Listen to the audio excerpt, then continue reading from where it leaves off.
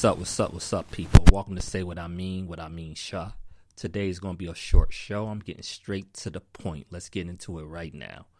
Now, on Thursday, there's a Democratic primary debate scheduled. We don't know if it's going to happen as of now because there's a labor dispute, and all the candidates that qualified for the debate said they're not going to cross the picket lines because there's a union dispute at the location they was going to hold it at. Now, I agree with the candidates not to cross the picket line, especially in a Democratic Party debate where unions are one of your main supporters, so that's to be expected. But what I want to get into is this. Does it really matter if this debate happens or not? Because so far, the debate's been terrible. And I say that as a political junkie, somebody that followed politics. I've been following politics for decades. And I'm not that old. I'm only in my 30s. But I've been following politics for decades. And these debates this cycle, I feel like it's been worse than usual. Maybe because there's so many different candidates. And I actually think the media might even have gotten worse, which is hard for me to believe because the media have been pretty bad for the long time. So I don't know if it's just me. I don't know if my patience is getting worse. I don't know what it is, but I can barely stand any of these debates. And I guess I can get into a few reasons why. There have been 5 Democratic primary debates so far in 2019. 7 if you include the 2-night format in the first 2 debates. There have been similar problems in all of these debates. In all of them. First is the type of questions the moderators ask. An example, in the past MSNBC debate, they asked Bernie Sanders, should his supporters chant, lock him up, in regards to President Trump at his rallies. They also asked Andrew Yang what was the first thing he would ask Putin if he was elected. Now, come on. These are objectively terrible questions. Objectively terrible. Especially considering that the debate was held in one of the only black-owned studios in the country. You would think they would have had a few more questions addressing black issues. I don't know why I would have thought that because they always put black issues to the back burner. But, and even when they do get around to asking the rare good question, not all the candidates get a chance to answer. I know it's a large field, but if you asking important questions, I want to hear all the candidates' answers. So something got to change with this. These debates are not policy focused at all. To me, a simple fix would be to have a single topic theme debate. I don't like CNN, but I do like the way they do their town hall format. I know it's only one candidate at a time when they do it like that, but it's much more effective, and I think you learn more about the candidates' positions in that type of format. I think you can tailor it, even with a lot of candidates, if it's a single topic theme debate. I think all the candidates will get a chance to answer questions and be asked the same questions. You can have the same 2-3 hour format on one topic because these topics is complex and there's a lot more questions to get to than what these moderators typically ask. So that's a change that needs to be made immediately. Instead of asking a generic question concerning Black Americans or healthcare, it could be more directed and more detailed conversation. For example, a debate could focus exclusively on criminal justice reform, police reform, Voting Rights Act, or Black economics, because these are all major issues that barely get touched on at all at any of these debates. Or on the topic of healthcare, for example.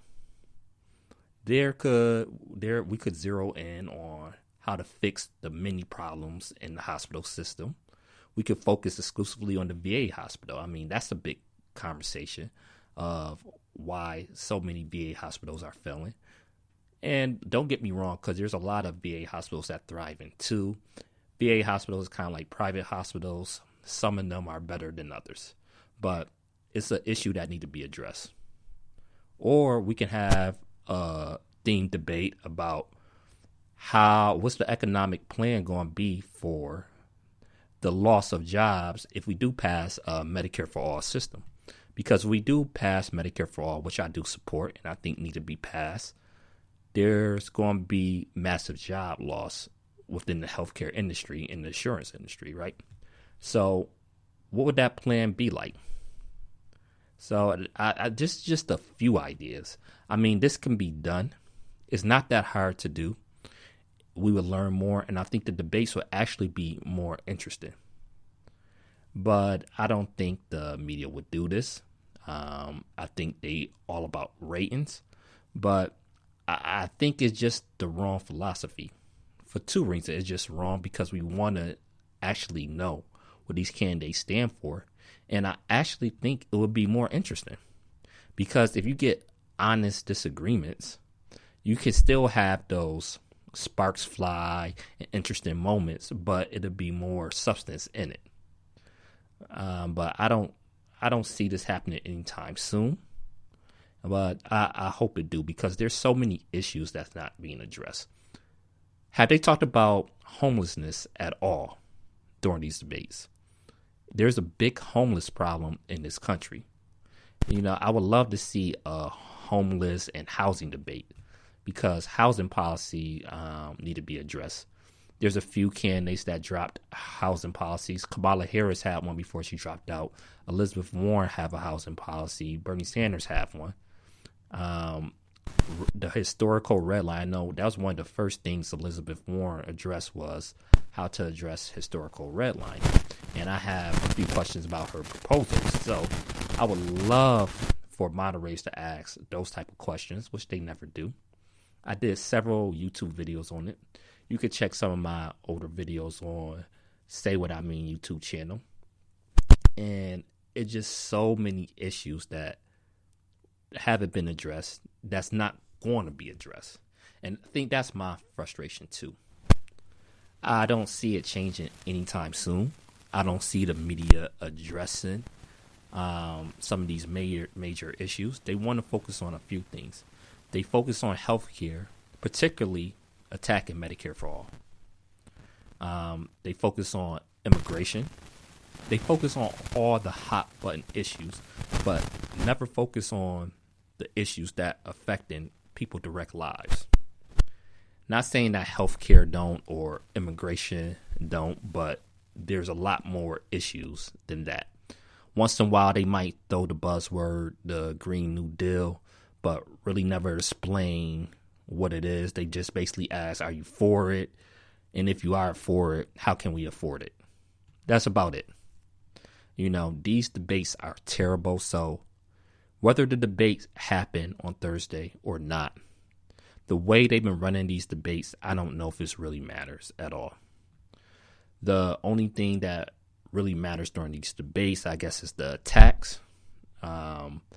I know Kamala Harris had a moment when she attacked Biden, and that's about the only thing I can say that these debates are effective for or have succeeded in. It's succeeded in showing that Biden might be on decline mentally.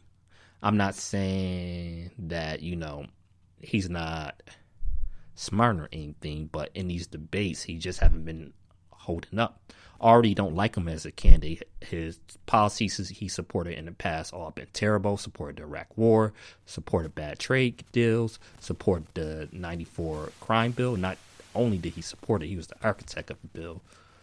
Supported the war on drugs. Just terrible overall. But, you know, and I wish he would get some more questions directly on some of those policies as well. But like I said, the media don't focus on policies, and it's really frustrating. I'm starting to get really frustrated with it. Been frustrated, but it's boiling over right now. So I'm going to end it at that. Have a lot more to say. I could go on a big rant about mental health not being addressed in these debates, about gun policies not being addressed. But I think y'all get the point, because what we talked about can be applied for any issue at all. So I don't know. We'll see what happens. We'll see if the debate is held. You never know. Maybe they surprise us. I highly doubt it.